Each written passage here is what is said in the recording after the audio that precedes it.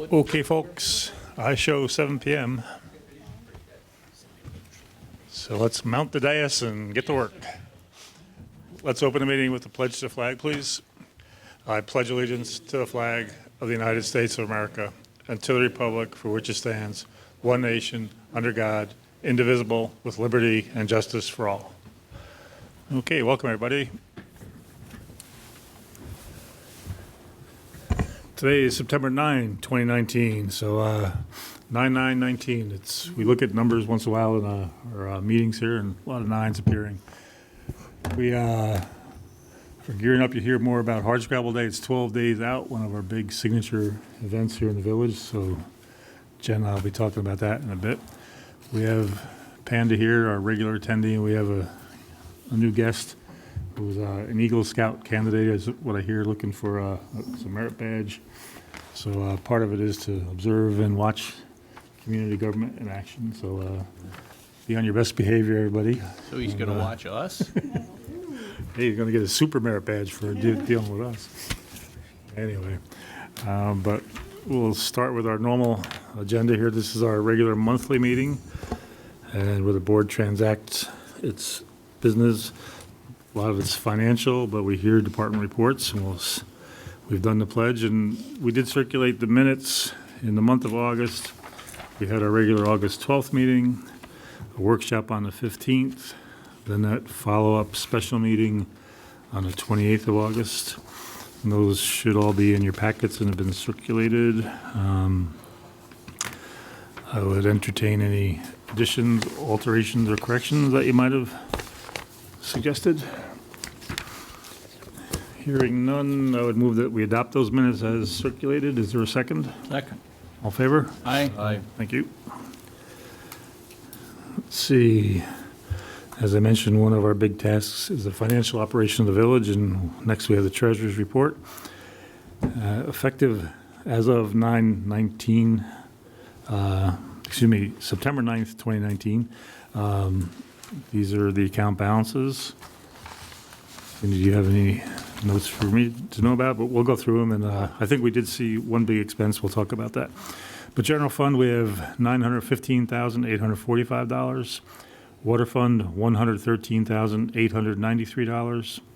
Trust and agency, $19,683. Petty cash, $49.05. Village green, $4,149. Hardscrabble, $18,929.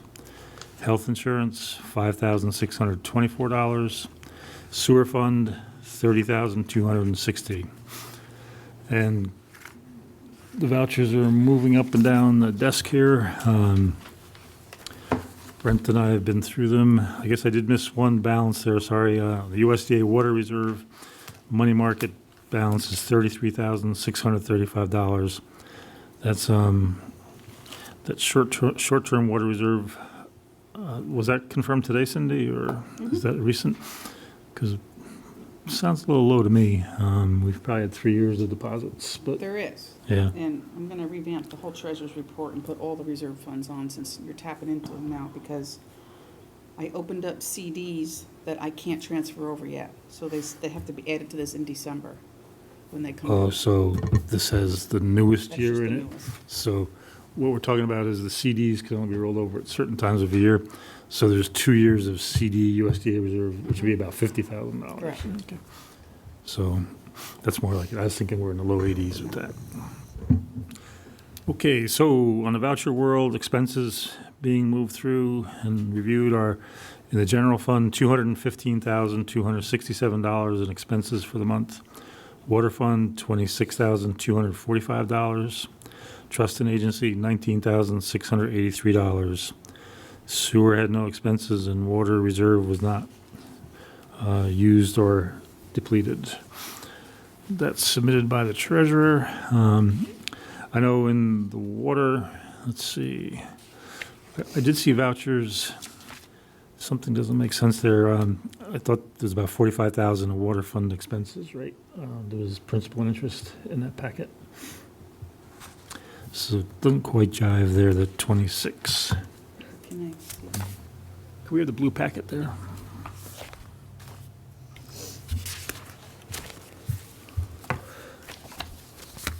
what we could do is, why don't we delete reviewing the water fund until she looks at it further, but,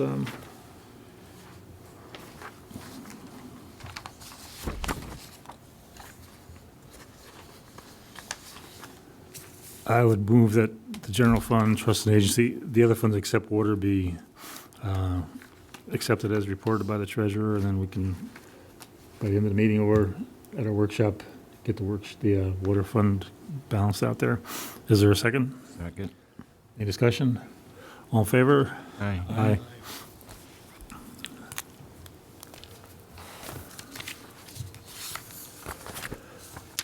Okay, so police report. Usually about now, the fire company walks in too, but I don't see them out there yet. Looking at the August report, it's a total of 343 incidents. The breakout is 223 in the village of Red Hook, 110 in the town of Red Hook, and 10 in the village of Tivoli. Related to that were 116 traffic tickets. The breakout there is 73 in the village, which includes 3 parking tickets, and in the town of Red Hook, 43 tickets. Arrests are 15 in total. The breakout is 7 in the village and 8 in the town of Red Hook. As always, the detailed sheet is attached. So we're all on the board to review. Yeah, just a question. We've touched on this before about the incidents in outside of the village and the town.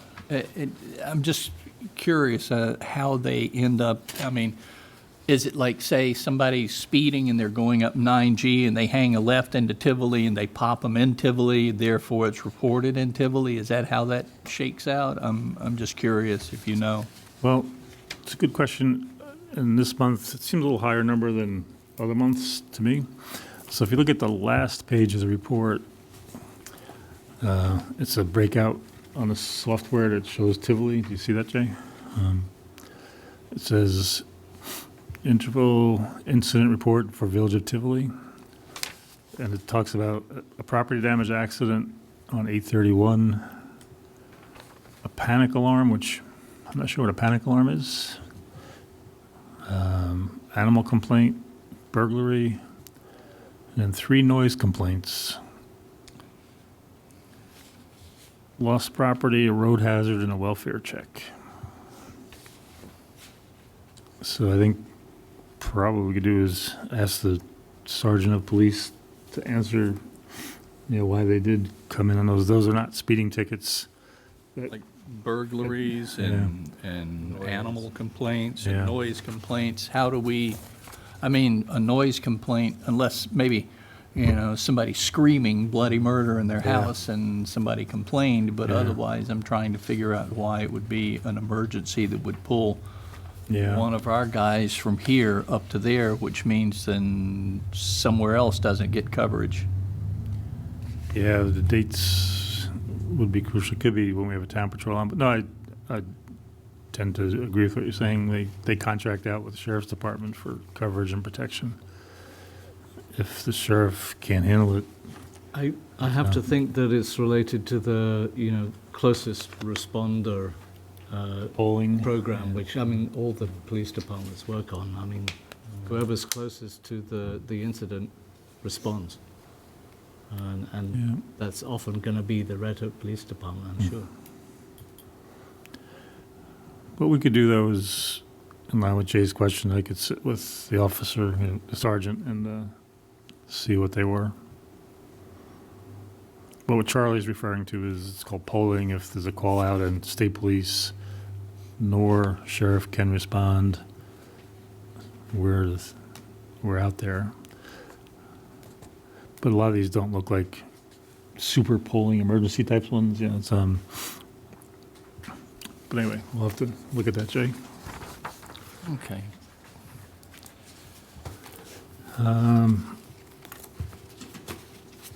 The other things will probably come up in later parts of the meeting. So with that, we could move off. Since Jay had some floor already. Would you want to talk about planning and zoning and the monthly reports? Sure, absolutely. Month of August 2019, there were 10 building permits issued. No certificates of occupancy were issued. 3 certificates of compliance were issued. 2 municipal searches were conducted. 2 orders to remedy were issued. A number of fire inspections were conducted. I see the old soap factory, Firehouse Lane, Knollwood Commons, some commercial businesses, Red Hook Inn, and Charlie O's. So, and there were 2 complaints that were completed that were listed above. And the planning board had a meeting August 8th, had 2 items of business. Both were signage approvals and, 3, sorry, public hearing for minor subdivision, I think, which is maybe running parallel with the ZBA at the same time, I think. Is that? Yeah. Oh, you guys have finished? Okay. Let's see, because it said August 22nd, you guys had a meeting, public hearing, opened area variance 24 Prince Street. That's a different, so you guys finished that, and now you guys finished with that one across the street, I think it was, the subdivision over there. That's done. And then the other one is tabled until the 26th, correct? Okay. Let's see, and money collected in August was $1,396.75. And Ed, you had mentioned about the 2020 municipal block grant. And when, a little later on, we'll get to that because I can clue you in on some stuff Okay, on that. good. Thank you. Yep.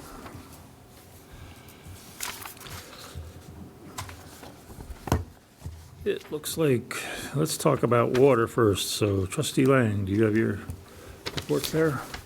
Yes. So we have the Village of Red Hook Water Treatment Facilities monthly report for the month of August. The water treatment facility treated 7,433,400 total gallons, which is an average of 239,800 gallons per day. I have a chart in front of me which shows the past 12 months usage, and I think, this is fairly heavy usage, but related to fairly heavy numbers we've seen throughout the summer. So hopefully things are starting to tail off a little bit. We sent 3 samples out for testing, for bacteriological testing, and they all came back clean. No coliform or E. coli was found. And chemical usage, in the month of August, the water treatment plant used 90 gallons of sodium hypochlorite, and so that's an average daily use of 2.9 gallons per day. Then we have, a report of ongoing issues and questions or defects that we are continue to try to resolve. I saw your email recently, and we're going to sit down with contractors and try and clean up some of these outstanding items. Would be great. Okay, good, thank you. Yeah, like Charlie was saying there, on Friday, we had some pretty detailed meetings with Delaware Engineering, and our operator, VRI, we've been in talks with them. What Charlie's referencing, there's in the report that there's some accounts that have a meter issue, a consumption issue that have been dogging us for a while, and we're looking at redesign of some sort. We haven't put enough thought together to really bring it to the board yet, but you might all recall that we had an inside staffer doing the admin along with Cindy on payroll, not payroll, but the accounting side of things. We were trying to bring our DPW highway folks up into credentialed and certified operator status, but it's not quite hitting all its marks, so we're looking at what our next option might be, and some of these have been staying on here for those reasons. We haven't quite pushed them through to resolution. And we're past that point, so we'll be doing something, and we'll report back on what we recommend or suggest, and we can go from there. But the day-to-day operations are fine. It's just one would call long-term maintenance and attacking certain lingering issues like this are a little bit of a problem. But thank you, Charlie. I guess, Jen, I saw you making some notes. Are you ready to talk there? Ready to go. First off, could I ask that the tissues be passed down? Tissues. Uh-oh. I'm what do you- getting my annual September hard scrabble cold. It's every year. I'll be your Vanna again. Oh, I was gonna do garbage first. Oh, okay. Save the good stuff. Sorry. Tissues? I'll give you a tissue. Thank you, appreciate it. Okay, materials management, we sold $3,465 in garbage tags, and we paid out $858.92. We had 7.98 tons of garbage and 3.01 tons of recycling, which broke down as follows: 0.48 tons of cardboard, 1.29 tons of paper, and 1.24 tons of commingled. Once again, I say this every month, due to global issues, our recycling needs to be separated. We alternate pickup every other week, with commingled being 1 week, and then separated cardboard and paper being the other week. The health food store is no longer selling garbage tags, but Taste Buds is. So if you're not able to get garbage tags through the village hall, you can go to Taste Buds, grab a cup of coffee and some garbage tags. Okay, now you may hold up. Okay, thank you. Okay, we have Hard Scrabble Day. Saturday, September 21st, with music, food, vendors, children's activities. Parade will be at 4:30. Correct. We have John Waite and his band as our headliner entertainment, but there's music all day, and hopefully the weather will be good. I've got my pedicure lined up for my Good. red hook, red toes, and we'll keep our fingers crossed. Good. And then looking forward, I always joke that, like, we don't even make it through Hard Scrabble Day, and then someone asks about Halloween. Halloween's going to be, or Village Halloween will be Saturday, October 26th, and we're just trying to survive Hard Scrabble before we can come up with the details on Halloween, but I'm sure it will do the trick-or-treating around with the merchants and a parade, and in the past couple of years, we've done a chili cook-off, which has been a lot of fun, so we just need to see if that will be happening again. And that's it. That's it? That's it. I know. Well, I mean, this is enough, isn't it? Well, no, we're meeting every week to get it ready. Yeah. It's a hardworking volunteer committee, and folks that attend the meetings all the time know, but the way we do it is we get some national acclaimed music act to highlight the day, and all day long we have live music, and then, like Jen said, Kid Scrabble up at the old telephone building across from Sipperly's and Ben's Pizza there. I know, Jen, maybe you want to talk about who the Grand Marshal of the parade is? Have we announced that on the air here at Panda, or what? Cannot pronounce his last name. Tadiki? Tiki, yeah. We call him Village Pizza Ben. I mean, we had to look up his last name, but it's Ben from Village Pizza is our Grand Marshal. Last year when we had done a campaign about what makes Red Hook great, a lot of people were giving a lot of love to Ben, so it kind of seemed like a natural choice to honor him. And if you want to tell the story of how we asked him and how he was like, I might have to work that day, typical Ben fashion, we're like, you Sure. can take 15 minutes and be in the parade. But Yeah, I mentioned the Hard Scrabble Committee. We meet starting in January, really, once a month, and then we get closer and closer more often. So we look, like Jen said, for folks that have contributed in some shape or fashion, and we've always had great volunteers in Red Hook, and we honor them with the parade Grand Marshal title. So we decided to call him from the meeting room upstairs in the conference room. So I'm on my cell phone, and we call the Village Pizza thinking maybe he's home or whatever. But sure enough, that night he was working, and he, thinking out loud to himself, he said, I'd like to, but I'm not sure I can get the day off. And he was like, he owns the place, you know, did he forget that? But it shows how hardworking guy he must be. And we were like, Ben, you can shut down for like an hour, you know, we'll, people will understand. But so he did accept, so that's good. We do know he likes our music, and he's always at the event later on the night. But so it'll be exciting for us. And the band, John Waite and his band, I know people, what was he, late 80s, 90s? Was that his he was era the of? 80s, and I had a huge crush on him. So Jen? yeah, I'm excited. So Ed, I just want to know if while Ben's in the parade, if he's going to have the red shirt and the white pants on. You know, I would wonder. guarantee it. I bet he must. I've never, I don't think I've seen him in anything Yeah. else ever. probably true, yeah. We should have a shirt custom made that's red. Yeah, Red Hook by the slice. Let's see. But anyway, back to the serious side. We do it all with generous sponsor donations, and the secret to Hardscrabble's success has been we're able to generate significant revenue so we can pay a national act some money to be here, and we advertise locally with KZE, DST, and we put people up in local inns and beds and breakfasts, and we keep most of the money here locally, but try to bring a lot of people in to see the village, see our stores, see our restaurants. And if they don't shop and spend money here that day, we hope they come back another day, another week, and visit Red Hook more formally. And we do, it's also for our residents. And one thing we might throw in, Jen, is this year, the committee's always had the tent up really Friday afternoon before Hardscrabble Day. And it's always looked like a party waiting to happen even that night, because the stage is in, the lights are on, and so last year the Town and Village Economic Development Committee decided to have a sort of social get-together where local business and local residents were invited to come out.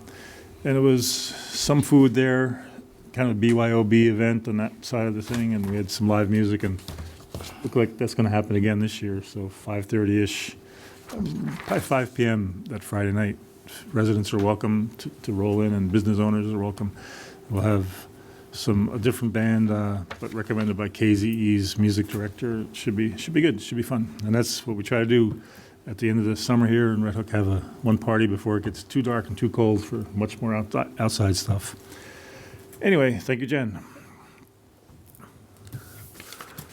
Then, let's see. According to my list here, it looks like Deputy Mayor Kowalczyk has to go on a few of his points. You ready? Yes, sir.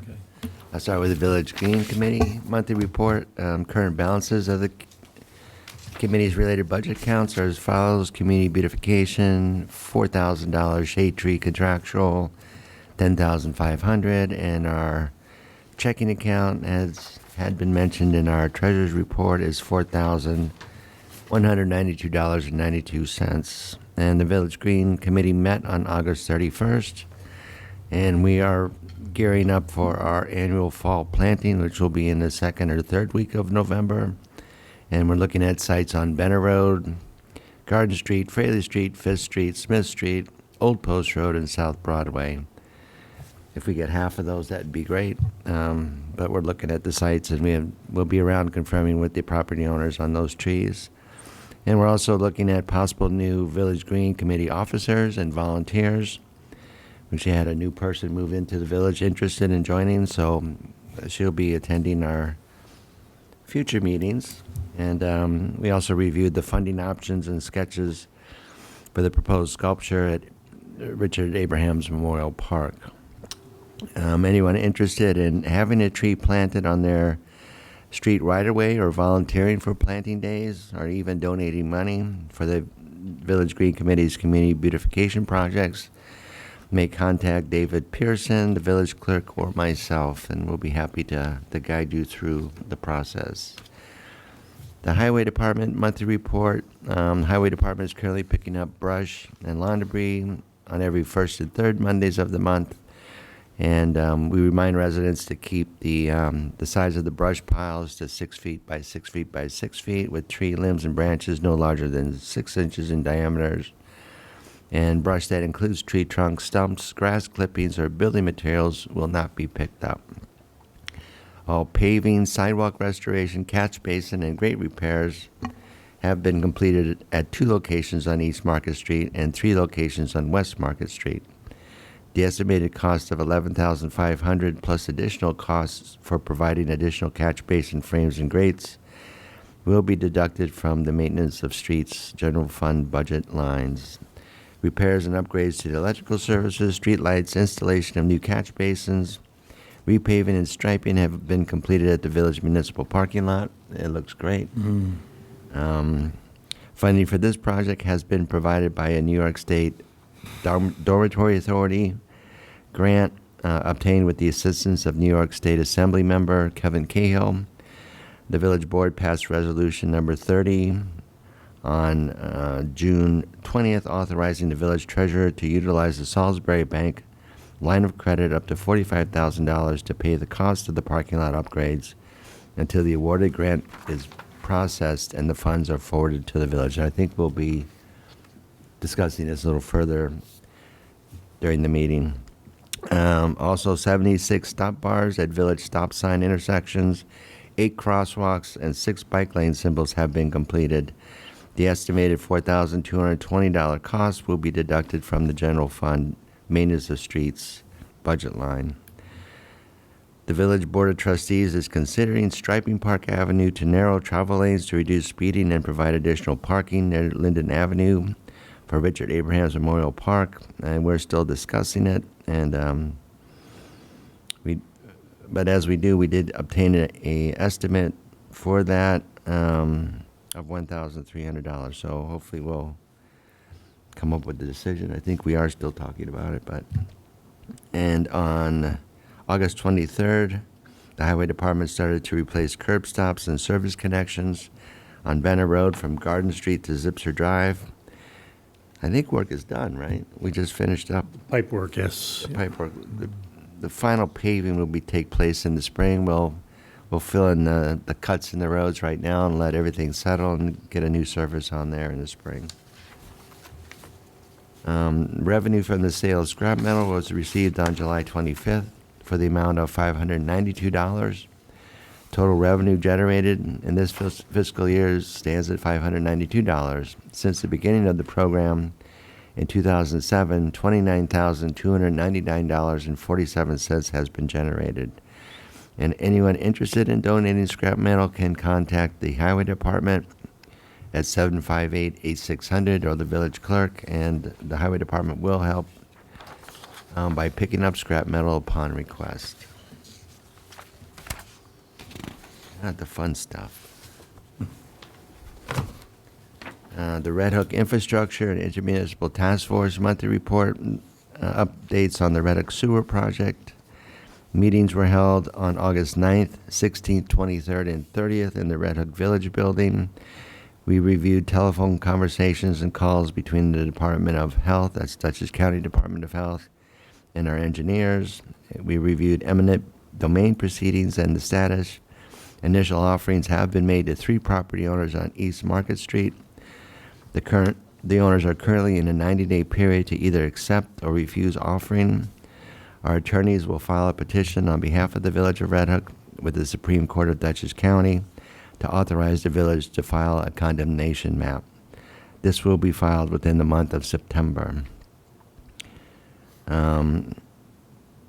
We also reviewed comments from the Dutchess County Department of Health of August 20th via a conference call regarding, I guess, our sticking points on this are the septic tank capacity and peak flow and emergency situations for residential properties with between 1 to 6 bedrooms. We reviewed the protocol and procedures to obtain permits approval from the New York State Department of Environmental Conservation regarding the transfer of our Speedies permit from Red Hook Common Sewage Works Corporation to the Village of Red Hook, and amended Speedies permit once the village obtains ownership of the treatment plant.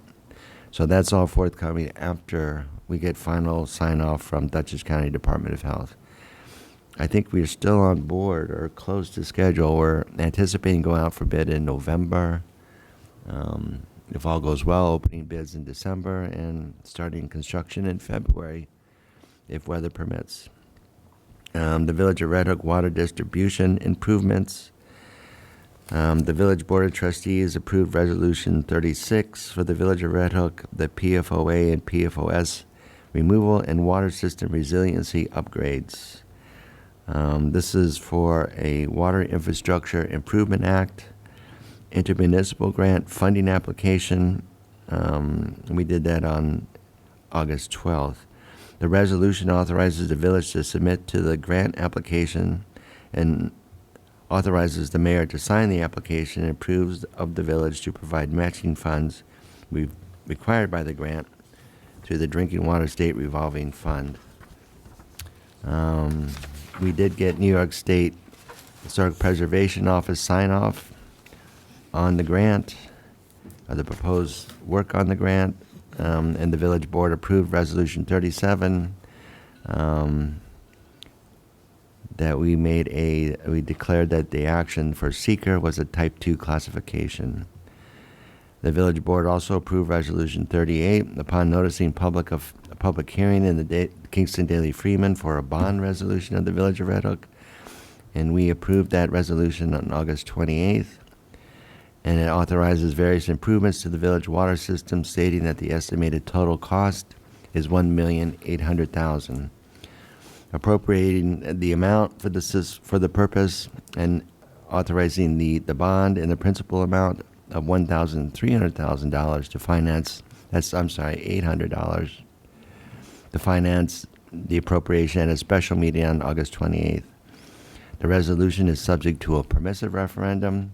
The resolution will be published in the Kingston Daily Freeman. Has that happened? Yep. Yeah, we did get an affidavit on that, and was posted in 6 locations throughout the village for public review. Public comment period is for 30 days. Following the publication of the bond resolution will be the publication of the estoppel notice for another 15 days. The $1.8 million project will be funded upon the award of the grant through the Water Infrastructure Improvement Grant Program, and that'll take up to 60% of the cost, or about $1 million. And the New York State Environmental Facilities Corporation Drinking Water State Revolving Fund Loan Program will be used to pay off the rest of the principal, which will be $800,000, and this will be at an interest rate of 3.5%. for a 30-year term. So this project includes PFOA and PFOS removal, and includes the installation and construction of a carbon filtration system at the water treatment plant, recondition the interior of the elevated water storage tank on Tower Street, and insertion of a pumping station at the Red Hook Village Interconnect on Willowbrook Road. And looks like we'll be talking a little bit more about that one too. The community solar project, the Village Board of Trustees approved Resolution 34 on August 12th, authorizing the execution of the Community Distributed Generation Credit Purchase Agreement with project purchase options with the Red Hook CSA. The community solar project located at the Village of Red Hook Firehouse Lane Wellfield site in the town of Red Hook will contain approximately 9 acres of PV solar panels and provide electrical energy at a reduced rate for the town of Red Hook, Village of Red Hook, and Village of Tivoli, municipally owned and buildings and facilities. It will also provide electrical energy at a reduced cost for residents who choose to register for the program. Construction of the project is expected to begin this month, I believe. And we still have openings, right? People could still sign up for the... Far as I know, yeah. And there's signs around, and if you need information, you can contact the village building, and we'll give you the website. You can contact Suncommon for that. On the Intermunicipal Task Force, both Charlie and I sit as representatives of the Village of Red Hook, and the task force met on August 2nd, 9th, and 30th in the Red Hook Town Hall, and we reviewed a proposal from Rookies to construct an auto service facility in the town of Red Hook's traditional neighborhood district, office industrial subdistrict adjacent to the southern property boundary of Hannaford's. We also reviewed the Village of Rhinebeck's proposed regulations of short-term rentals, and we reviewed the town of Red Hook's proposed table of residential accessory uses for short-term rentals for various different classifications, and it all depends on sizes and bedrooms and accessory buildings. And we reviewed the draft legislation for the short-time rental one-time exemption registration, and the goal of the task force is to recommend the adoption by the Red Hook Town Board of balanced and reasonable regulations governing short-term rentals, allowing citizens to share the economic benefit of their property while protecting and preserving the neighborhood character and long-term housing availability.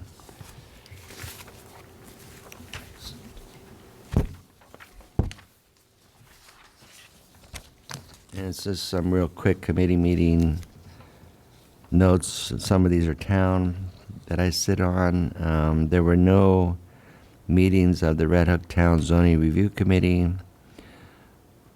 the Salkill Watershed Community Meeting, or the Northern Dutchess Alliance Executive Committee. There are also no meetings for the Community Preservation Fund Advisory Board. The current balance of the CPF as of August 31st is $1,465,041.47. The Town of Red Hook Local Waterfront Revitalization Program Working Group met on August 27th, and we reviewed Section 2, Inventory and Analysis of the Zoning, which included zoning districts, overlay districts, residential uses, water-dependent uses, agriculture, and open space uses, and analysis of zoning. We also reviewed Section 2, Inventory Analysis for sea level rise, and this is a new subsection in the LWRP. So we're meeting and things are getting done. The Village of Red Hook Zoning Review Committee, Ray Towell, Jay Trapp, and I all sit on that committee. We met on August 2nd, 16th, and 23rd in the Village Building. We reviewed and proposed amendments of the accessory uses and special permitted uses in the General Business District. We also reviewed uses from the Neighborhood Mixed Use District and the Highway Business District that may be included in the recommendations to the Village Board of Trustees for amendment considerations to the zoning law. The Red Hook Village Zoning Review Committee submitted recommendations to the Village Board of Trustees on August 23rd to expand the boundaries of the General Business District to include portions of the R10,000 along East Market Street from Grave Street to Cherry Street, and also incorporate the existing Highway Business District into the General Business District. The Red Hook Village ZRC also recommended expanding the Neighborhood Mixed Use District to include portions in the R10,000 along South Broadway from Fraley Street to Amherst Drive, and a property on Fifth Street, which is adjacent to the LAB district. Recommendations include revising the current zoning map. Additional amendments to the provisions of the General Business District will be recommended to the Town Board as a separate submission at a near future date. We also discussed possible concerns from property owners in the R10,000 district by incorporating portions of this district into the General Business District or Neighborhood Mixed Use District. And that is it. A lot of work. So, when you guys met last Friday, which bullet point is still pending? Are one of these still pending, or? We were looking at the effects of incorporating R10,000 into highway business and NMU, or GBD and NMU districts. And I think we came up with our decision on that particular aspect. Jay is preparing maps for to be submitted along with the description of the properties that was submitted in August. That'll clearly delineate what our proposal is and recommendations to the Board of Trustees. We have an existing and a proposed to look at. So you can see what's there and what we're doing, so. And basically, this is, in line with the sewer, so those properties that are in the sewer service area, those are the properties we're looking at to be included, so give more uses to the properties. What do you think would be, it seems like something that would be first best addressed at a workshop, just to get everybody familiar and with the terminology and the concept and so forth? I mean, right now, we're just, because there's going to be a lot of work on the language itself, just the recommendation, yes, I agree, just to kind of familiarize the trustees with the proposal, but just to revise the map at this point in time and then move on with revising the provisions of the zoning law as we go forward. And at that time, it would probably be, something that would generate questions on why things were included or not included, and how did you get to that point, and what sort of uses may be different than those that are there now or incorporated from other zoning districts, and we'd be prepared to address most all of those at that point, I think. Okay, thank you. Thank you, Brent. Just for us up here on the board, if we go back to one of Brent's pages where he starts off with the Intermunicipal Task Force is the title of the stapled group. I thought we should just reiterate on page 2 where we're talking about the WIA grant application, about mid-page there. He had a typo which did get corrected, but it is 1.8 million, and then that number appears throughout. But we are really looking to this new aspect of WIA money, and we did push. The reason we were doing a lot of this was it's off the cycle of the normal WIA grant application, so we're getting all that in by this Friday, September 13th. And it looks like it's all done. The engineers were with us this past Friday, and we turned over a lot of supporting documents and so forth. But our goal, like it says, is threefold. See if we can get that town-village interconnect to really do what it's supposed to do, which would improve our resiliency in case of drought or major failure in our systems. And likewise, the town had a major failure. We're buddied up with them to help push water the other way. And I also went on Friday with our village engineer to attend a workshop at the FDR Library that was hosted by Senator Kirsten Gillibrand, and it included representatives from most of the federal agencies that we deal with, USDA, EDA, and then state agencies as well, DEC, EFC, that we get funding for, and tried to introduce to some of the representatives there that we will be submitting our WIA grant application. And we were successful in obtaining 2 of those in the past, one for the water project, which paid 60% of that, and then also one for the sewer project where it paid the maximum of 25%. So that we've had a lot of success with the WIA grant, and hopefully we'll continue and have success with the WIA grant. So these little workshops do help get Red Hook on the map, and we hope it's successful. Good, thank you for going. And I was holding down the fort Friday morning here till you all came back, and then we updated each other on a bunch of things. But part of it, just to be clear with everybody, is we did get random sampled a few years ago where we got a 2 part per trillion and a 5 part per trillion hit on PFOA and PFOS in our systems. It's well below the 70 parts per trillion, and the latest state number is 10 parts per trillion as far as a maximum limit. But we don't think that's good enough. We'd like to get it lower, and that's why we're putting in for this grant on this emergent contaminants aspect, and hopefully we can get ourselves in the queue and get that. And like Brent said, it's a little bit of a game to get actually funded, but we're going to try. And to do that, we had to put up the bond to show not that we've borrowed the money or necessarily will incur the debt, but it gets us lined up to get in and our application to be rounded out. So we're ready to move forward. And thank you, Brent.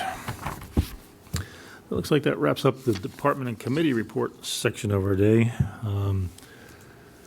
I'll try to get my screen alive here.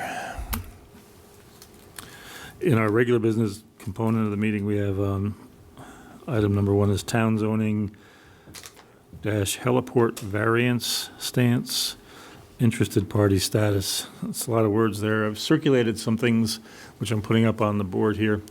It's a town of Red Hook matter. It's to place folks geographically, we'll call it corner of Rokeby Road, Conways and Hannaford, the 4-way traffic lighted intersection. To the southwest side of that intersection, there's a property that apparently has changed hands, and there's a relatively large barn built there in the past 5 years or so. And we're at an informal meeting with some town elected folks, and they mentioned that an applicant is coming to the town to place a 1 helicopter helipad is what's being described, and it sounded enough to raise some alarm bells in my head. And we wrote to the town ZBA office. What happened is, from what I can decipher, the town building inspector rejected the concept, saying it's not consistent with the zone and what exists there. And the applicant, as is their right, they're headed for the ZBA. So what I have up is just for a graphic was, this is counsel for the applicant, and then their application is attached, which, as I said, we did circulate to all of you. I talked to our council, and as you know, within our board, we have a lot of talent with planning board and ZBA experience and history. Not most, but I say all requests for variance, the nearby 500-foot neighbors are required to be notified. our border is not within 500 feet, but for reasons I'll state, I think I would like us as a board to consider sending some sort of position letter to state in opposition to it. It's, from what I can see in the application, it doesn't serve any great community benefit. And as we all know, there's a regular, fully certified airport across the river at the other side of the Rhine Cliff Bridge. And as we all know, a person can hear a helicopter probably when they're about 2 miles out coming at you, and about half a mile or a mile but after they go over you. So they're not really a quiet, friendly presence. You all would have had a chance to read through the applicant's requests and basis for justification, but our ZBA is not going to hear it. And in all cases, ZBAs are autonomous and independent of the elected boards anyway. But some of the statements just seem to me to be a stretch. And I thought, from what we could see, it's a short time frame. Tonight's the 9th, and from what we're showing, the next, I think the ZBA meeting is the 11th, which is 2 days. But I thought if the board could concur, I thought on behalf of our 2,000 residents, we should go on a record somehow just asking that the ZBA seriously look at what's going on here, and that even though we're not a party with, quote, true legal standing, Did our council comment on our standing at all? he did, yes, and I He retorted. said we have not, Yeah, right. Yeah, because it's outside even that buffer zone yeah. for intermunicipal sort of I think, and engagement. I agree, but I asked him a little bit tongue-in-cheek. I said, well, what about when the person flies 450 feet over our houses, you know, but it's not totally on point, but it was a version of, you know, why is standing just like the horizontal two-dimensional plane? Could you make a 3? But that doesn't seem to be in the law. But I think if we just went on record stating we have concerns, I mean, there's a normal landing takeoff threat of all aircraft. There's noise threat. What is it really going to be? Is it just really only one person forever flying one helicopter out of it? You know, and why make another airport when we have one? You know, when Congressman Hinchy was around, he funneled millions of dollars to that Kingston airport over there, and they have landing lights and radios, and you know, where you have a little more direct control over the operation of who's coming in and coming out. And anyway, I think we should trust and rely upon the town's planning and zoning boards to implement their town's zoning regulations, which clearly say that this is not an allowed use in that zoning district, and you know, so they're in front of the ZBA to try and get a variance from that, and I think we should hope and expect that variance won't be granted. But I don't see why we are getting involved as a village board in the town's zoning and planning business. I don't think we're getting involved. I think it's the flip side. We're representing our people. To me, it's a big item where, in general, we don't interfere, and I don't think it's an interference. We're not saying they're not doing their job. I think we would just be, I view it as sort of a friend of the court brief, something where we're saying, hey, you know, we're here, we have no ability to directly get involved, but we trust and respect, and like, you know, we wouldn't come at it from a critical or a negative aspect. It's just, please consider all aspects, and that'd be where I'm coming from. Well, I think your concerns are well considered. I was outside this weekend, and a helicopter came across, and it was, I can't tell how high it was, but it was quite loud.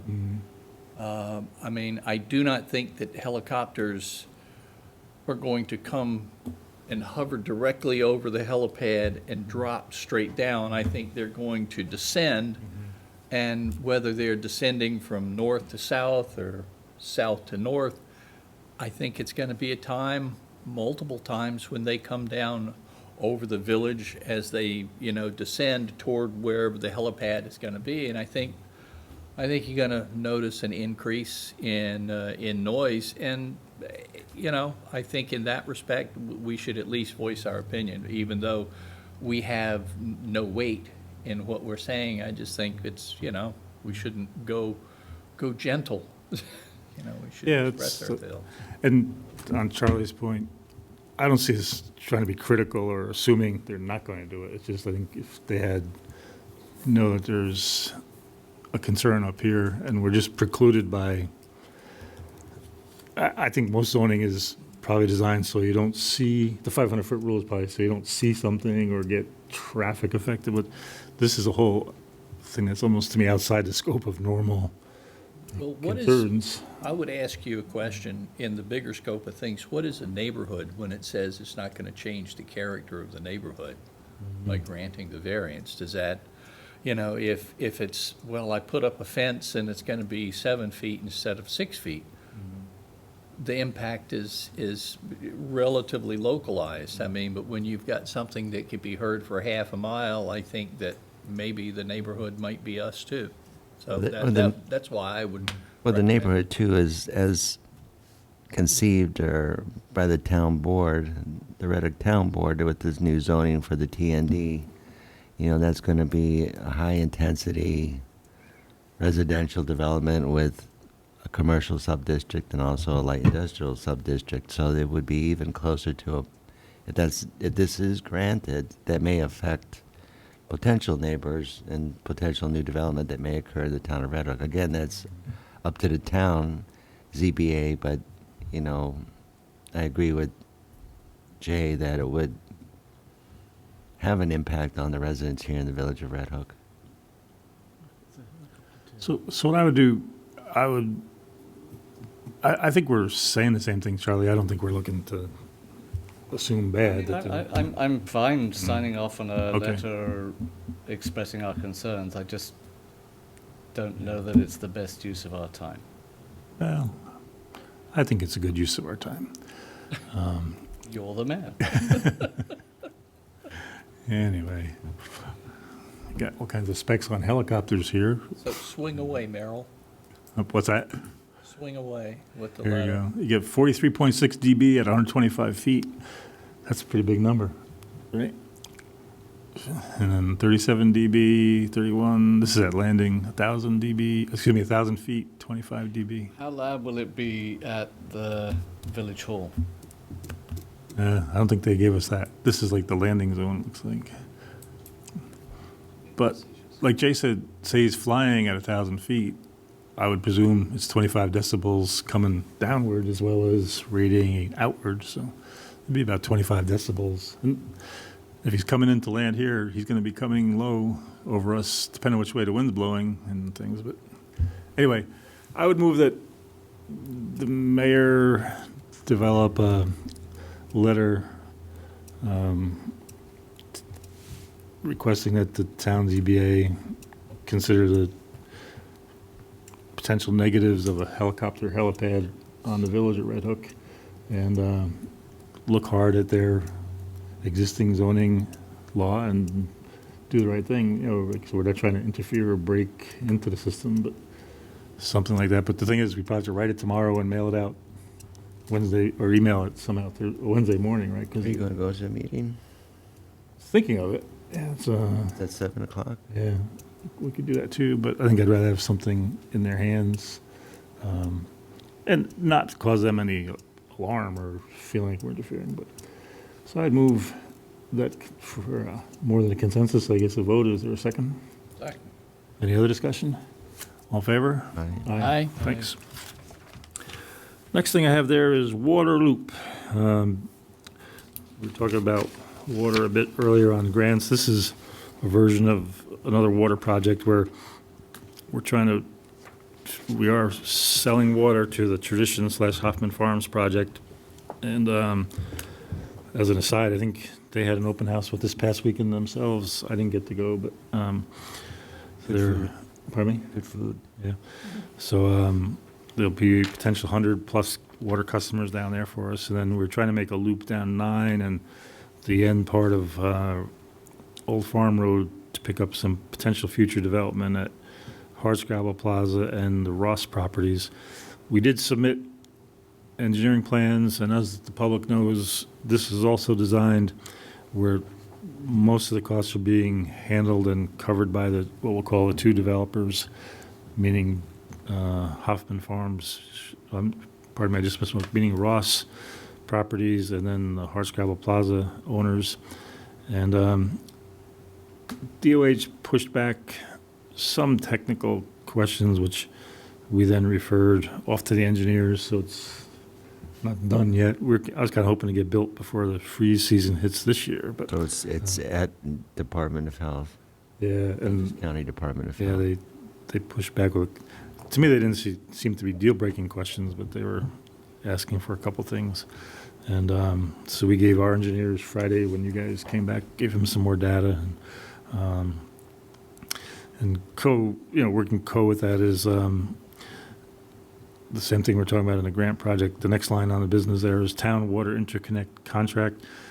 The old one, like you might all recall, ran for 25 years, and it comes up in a year or so to be renewed.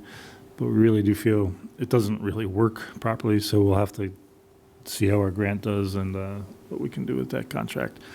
Odds are we should still keep it in force, but be aware that it's really not functioning properly. And then with Jay, when he was talking, we'll talk about Community Development Block Grant, also known to us as CDBG.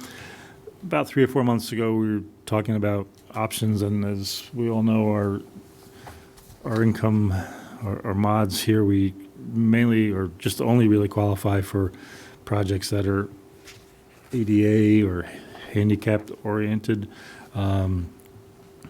So we were talking about improving some access and sidewalk access up on Cherry Street in and around the corner with the Emmendorf Inn there, and their new concept of that green area where they need to get people from their parking lot, their new parking lot, around their green and out to the entrances and so forth at the inn.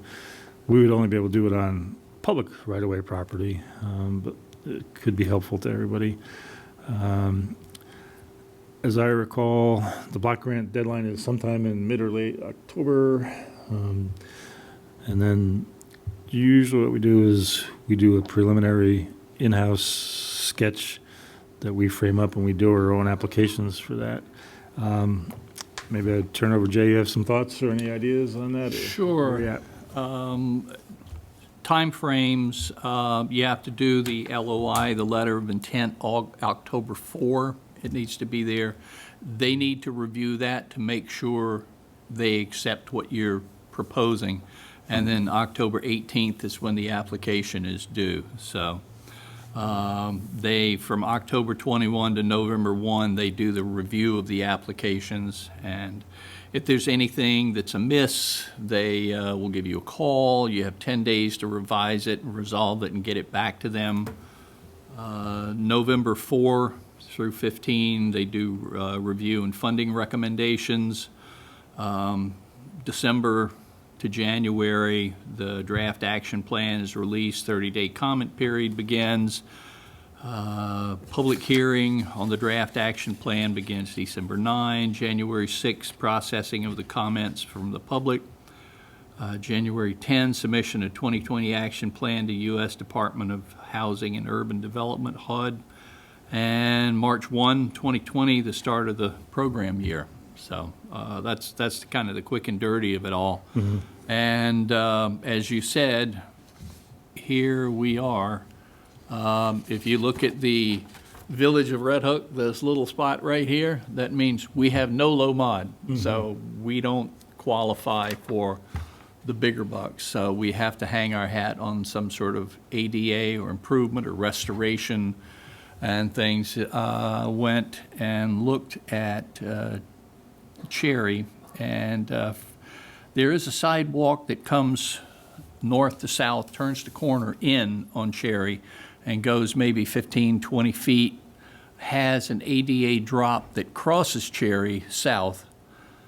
It's not compliant, and it's not in good shape, nor is the other one on the other side at Stewart's. So if we wanted to sort of tangle in with DOT and try and revise those two curbs and then run the proposed new sidewalk, be maybe total of 150 feet it would get to the second building that the Elmendorf has, with the breaks in between there. They have a sidewalk in front of that building now that is raised, but it's in really deteriorated condition. So to match the sidewalk that's raised out on 9 that turns into Cherry Street, we'd probably, raise it again. It would also prevent the people from parking there in the morning, which sometimes happen. The Elmendorf put some large stones out there to sort of prevent that from happening. There was one point where they were having issues with large trucks parking and damaging some of their I think maybe a water line or something. I'm not sure. I heard this was a while back from Doug Stroinski. But there's some, it's possible, we could use the ADA, especially working the ones on 9 and Cherry Street at Stewart's and the Elmendorf, make them compliant, as we were talking at the Four Corners here, to bring those up to speed. I think we could hang our hats maybe on that.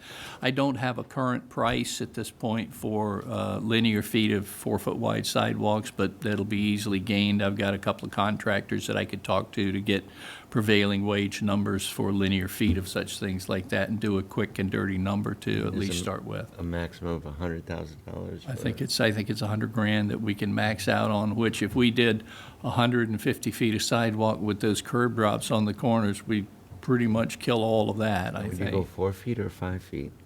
I think you can go 4 feet because there are certain ADA requirements. If you go over 200 feet in length, you have to have a widening, but I don't think any of the stretches will be 200 feet. I think we're going to have about 60 feet, then it's going to be a drop, and then open, and then a little short stretch, maybe 25 feet, and then drop again. So it's going to be kind of an up and down thing that'll take us to the end of the second building that the Elmendorf has now. So back to the Curbing? couple of questions / Probably thoughts. the granite, yeah, probably. We do mostly, I think it's concrete out on 9. Yeah, there's concrete, and I think the new sidewalk on West Market that we did a couple years back, probably more than a couple now, that was concrete. But that was DOT specs, so Yeah, this will be local. I guess you could look at Park Avenue when we did Park, because we did do an elevated a curb there as well. And that was We- a monopore, so. and with the raised, you will be channelizing the water. I think there are 2 curb drains, north and south, I think, of Cherry, so it might be okay, if we don't tinker with the DOT's territories too We stay off heavily. DOT, and then, because I think the DOT does not permit monopore, with the slab and the curb.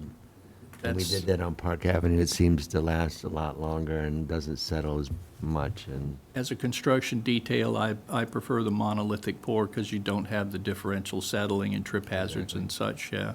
so if we can stay out of DOT's hair, and That would be nice, that would yeah. be better. Yeah. While I'm listening, first part, Jay, on the date logistics, 10-4, letter of intent. So it would be just something simple. We intend to do what we decide to do. So it's generic. Exactly. And they would let us know if we qualify or not, and whether we generate all the rest of the stuff. But for us, I think we also need to do seeker and We do not do seeker. They conduct seeker. Block County does. county. And then We do need, we have to do, Let's see. It says, I think, it just says they conduct the environmental review. So it may be Let's see, environmental reviews. The county must conduct an environmental review under the National Environmental Policy Act, NEPA, and the municipality must ensure compliance with the New York State Environmental Quality Review Act. Activities may not begin construction until the environmental review is complete. So that sound like we do it then? Is that, they do NEPA, we do No, SEQA? they do NEPA, and we have to comply, pretty much. With the NEPA? Like, Let's see, it says, they conduct NEPA and the municipality must ensure compliance with seeker. what do you think? You're our wordsmith. Well, we always said to Jay, I think we also have to have a public hearing Yeah, Just we do have to to have. give with our sort of- application, so, Exactly so. That could be a bit problematic. I know, because that's, The October meeting's not until October 14th, and that's a holiday. right. So- That's, I know, yeah, and so, well, let's think about first what we think we want to do, and then we can try to get a meeting date. It sounds like, if I heard you, Jay, changing the two corners, the Cherry Street North and South, to make them more ADA compliant, and then Yeah, running. they 100 drop, but they don't have the domed little tiles there. And I'm looking here, it says municipalities must hold a public hearing to discuss the use of CDBG funds. The municipalities must solicit ideas, select a project, pass a resolution approving application, so forth, so on. So we've done that, we know Yeah, that process there. It's just like Cindy said, to put another little decision-making thing. The 14th, she said, is Columbus Day, right? That's a federal holiday, so usually we wouldn't meet that Monday. So I was thinking we could either meet the 15th, which would be a Tuesday, then we're getting close to the 18th. That's got to be, we can do that, but the 4th, we have to have, our letter of intent in. Yeah. And so we'll know whether we even need to do this or not. They may just shoot us down. Okay, yeah. Or, so shortly after that, they'll tell us whether we have, a game or not to go to. But we still need to do, notice the public, so that's usually a 10-day process there, and get it into the paper, and we could do it quickly, more quickly than that, but something to think about. Well, yeah, let's just think if we did our meeting on a Tuesday night When is our workshop? That's That would be September? the 17th. of that's- September. Well, no. Oh, The 19th of September is your workshop, next Thursday. And actually, if you go by the way the calendar is, you'll have your workshop in October before the board meeting. really? Final documents. Wow, that's interesting. So we have two workshops Says between we them. have to solicit The ideas, application's due on the select a 18th. project, and pass a Workshop on the resolution. 17th, that's close. So I don't think we have to have tons of stuff. We could,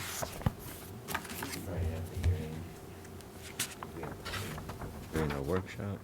because it says what we must do is solicit ideas, select a project, and pass a resolution approving the application prior to submission at this public hearing. So,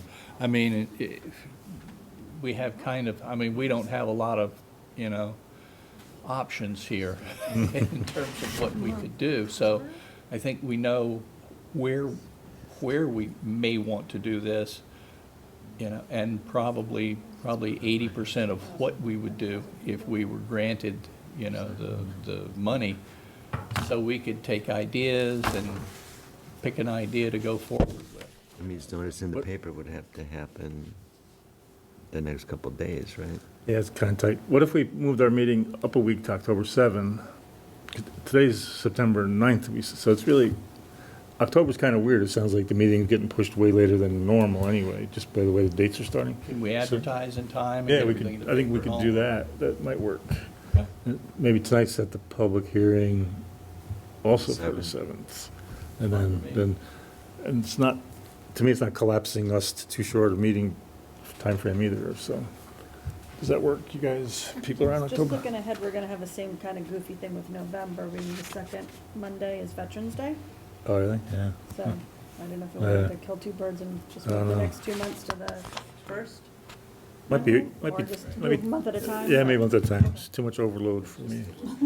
It's like, oh, we're gonna One have at a a time. problem again. Do it on the 9th. Why don't we do a twofold thing? Sounds like we should, Mr. Brent to Mr. J, should we, let's formally move our October meeting to October 7th. We have to advise Panda and our regular attendees. And then as part of it, we'll notice a public hearing for 7 PM for the Community Development Block Grant that we want to apply for. And in the interim, we'll send our October 4th deadline LOI. And I think we have to have the public hearing no matter what on the 7th, so. Makes sense. I move that we do that. Is there a second? Second. Any other thoughts or discussion? All right, so 10-7. All in favor? I, Thanks. I'll give a call down there too and just chat with some folks and just make sure everything that we're thinking here is the way that it should be. I know when we put out back, 2 months ago, whatever, if anybody else has any other ideas that would be ADA oriented and Please, just, bring them up. anything? Or I know we can do reconstruction too, so we have Reconstruction. reconstruction. New sidewalks have always been difficult in the past. I was trying to throw those corners in, you get a little bit of reconstruction. So, yeah, Yeah, I'm just thinking, Jay, I know when we did them by linear foot, you said you don't have the current working number. What was the old one, like 77? Something like that? It's closer to 100, I Yeah, think. yeah. So, I So if mean. you're talking 150 feet, we're we had sucking up most of the 150 money. feet, we'd bust that 100 grand pretty quickly. So, I mean, we would time it out with the linear feet, we'd see how far we could actually get it when I get a hard number, and I'll take my little rolly wheel out there and how much the corners cost, and then how much the linear feet cost, and see where we get to. And all the stuff, the budget is the same, the engineering and all is the same 20%, and none of our work can be counted toward any of the money, same sort of things that were there before. All right. Remember when we did the firehouse?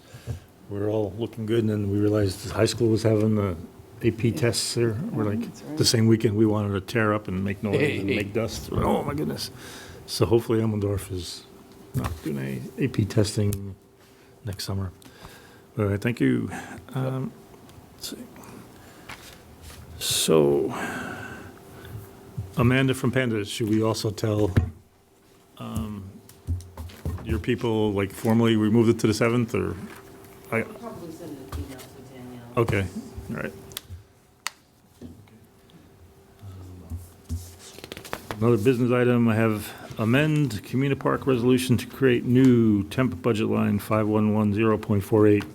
This is some internal housekeeping, but as we were looking at the vouchers, you would have seen we had, we're paying a bill there for 29,000 and change to Stat Construction. They were the company that paved the new lot, or repaved the existing lot, to be more precise.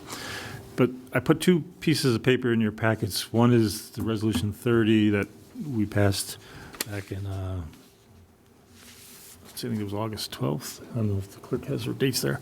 And in looking at the budgets and how we monitor percent of budget used at point in time, we don't want to contaminate the highway budget and our ability to analyze next year when we're in budget mode.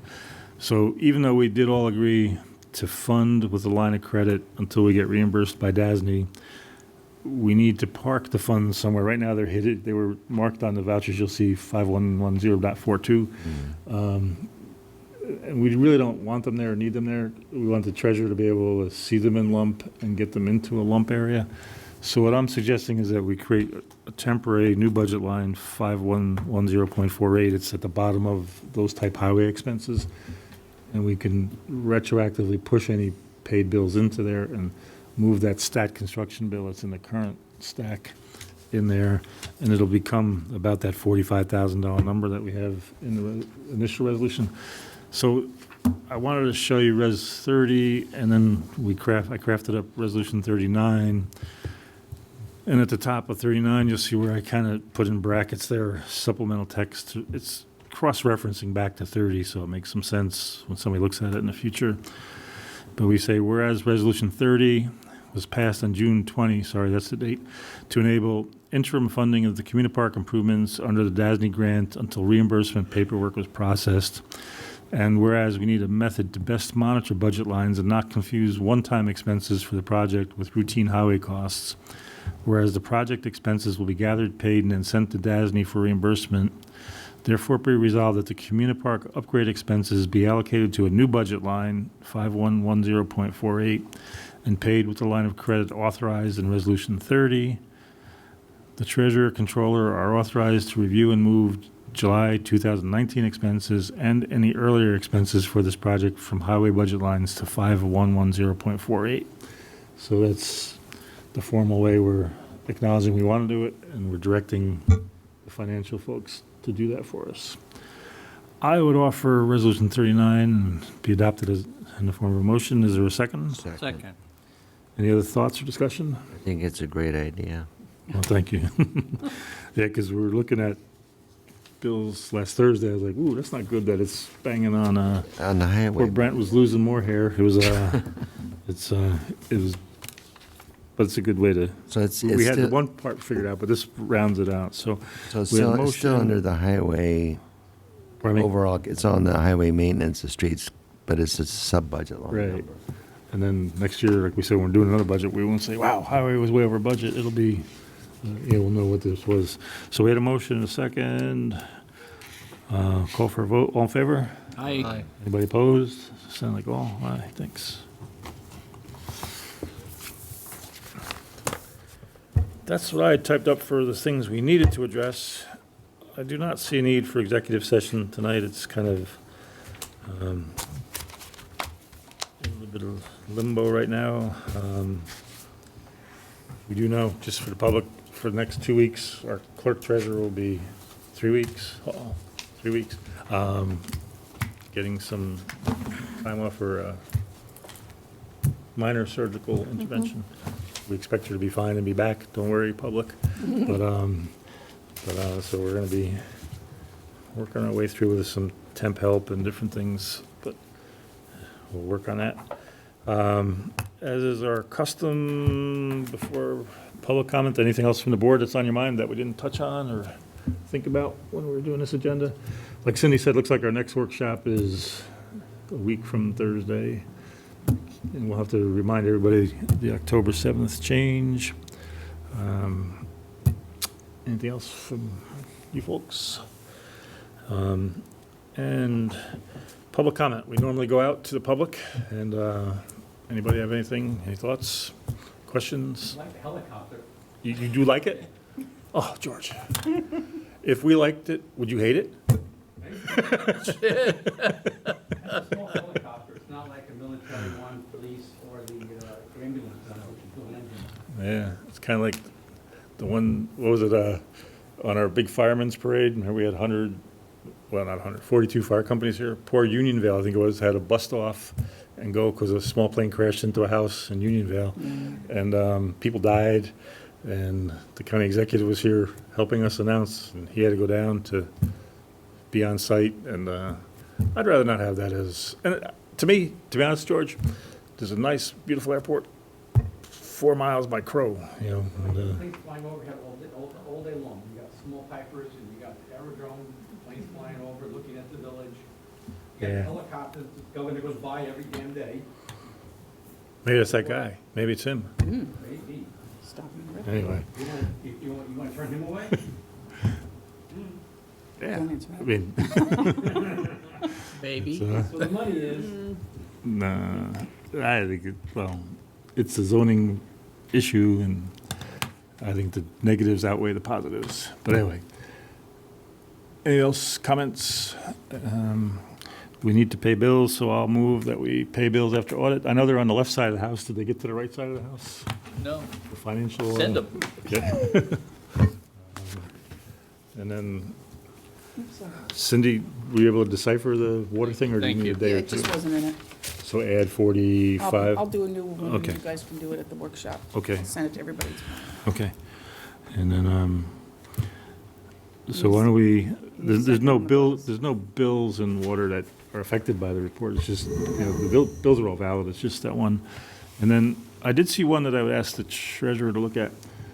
It was a computer cost that looks like it didn't get paid originally, and I thought we'd hold that tomorrow and Oh, just yeah, confirm. Aries? Yeah. Yeah. It never. Never got paid. June 2018. Seemed possible, but Well, I asked him, I said, why? I wouldn't wait a year. I wouldn't either. But if we could double check that tomorrow, so I move that we pay all bills after audit, except we'll further review that one tomorrow with the treasurer, and then, is there a second? Second. All in favor? Aye. Good night, everybody.